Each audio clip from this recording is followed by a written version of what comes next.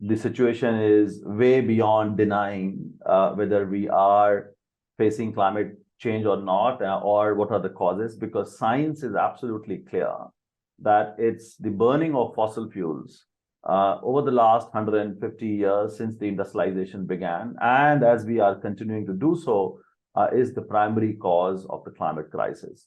And when we see impacts all around us, what happened in Pakistan last year, and we have seen after that Libya facing devastation because of floods, and we have seen unprecedented droughts and storms hitting countries, not only in the developing world, but also now rich countries who at one point thought that they are not going to be as affected as developing countries would be.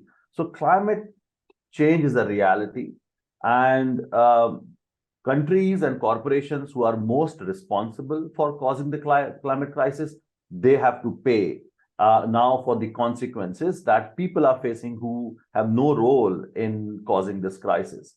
So that's why right from the beginning, we have been saying it's a matter of justice for us, and developed countries have to take a lead in providing support to developing countries such as Pakistan, so that people who suffer as they lose their farms and homes, their income, infrastructure is lost, that support should help them recover from these impacts.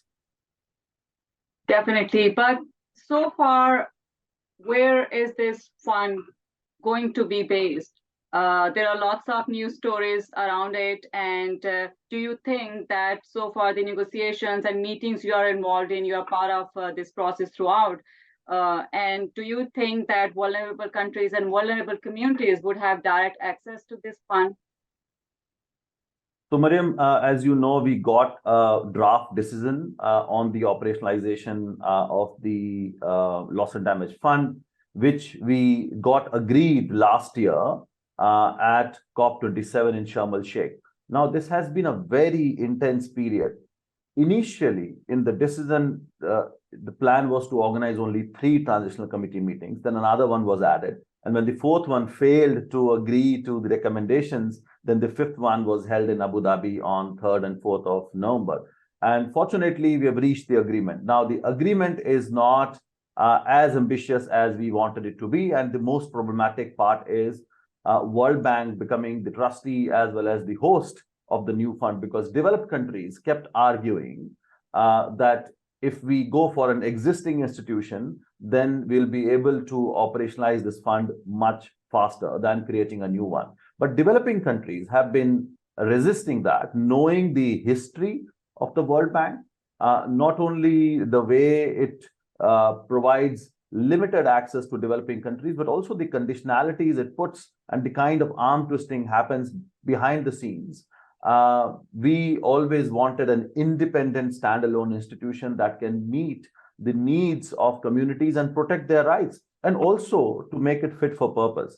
But developed countries kept pushing for the World Bank, and of course, developing countries wanted a fund to be operationalized quickly, and that's why they agreed. But they agreed with a set of conditions. And as you very rightly asked, these conditions are about providing access to all countries, but also communities. And that is a demand that as civil society we had put forth last year, that this fund should be able to help communities directly in cases where they would like to access the fund and lead on the recovery effort. So where we are right now, the decision is that it's going to be housed under World Bank, and which means that the money is going to be with World Bank for dispersing to developing countries. But it's going to happen with conditions, as I said. Now, these conditions are that World Bank has to ensure that it agrees to all the conditions in terms of providing access, in terms of speed, in terms of listening to the loss and damage fund board and not their board, because we know if the World Bank board begins to take a decision on who gets the money, then it's going to be extremely problematic. So it's a mixed bag. It is, as we call, a negotiated agreement. So it is give and take. But the World Bank now has to ensure that those conditions are met. If it fails to do that, then the board can take a decision to find another home for the loss and damage fund. So at COP28, that decision is going to be formalized. So, Harjeet bhai, there were objections and resistance from developed world throughout these meetings, as we followed in the news.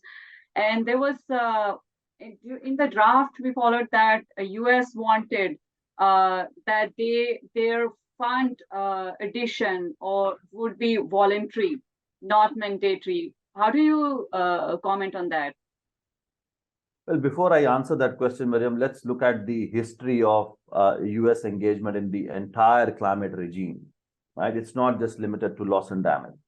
US has been the biggest blocker and has been obstructing negotiations for 30 years, right from agreeing to the convention, the kind of role it played to water down the agreement, to leaving the Kyoto Protocol and then leaving, diluting the Kyoto Protocol and then leaving the Paris Agreement during Trump's regime.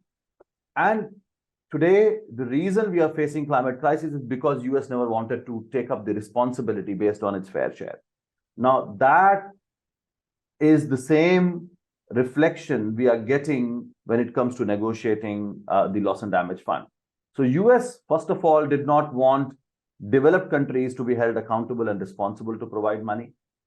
And then when the agreement was being reached on developing countries being supported by the rich countries and they taking the lead, and also making it voluntary for anybody to contribute, be it large developing countries or corporations, philanthropies, anybody, because we know that need is massive.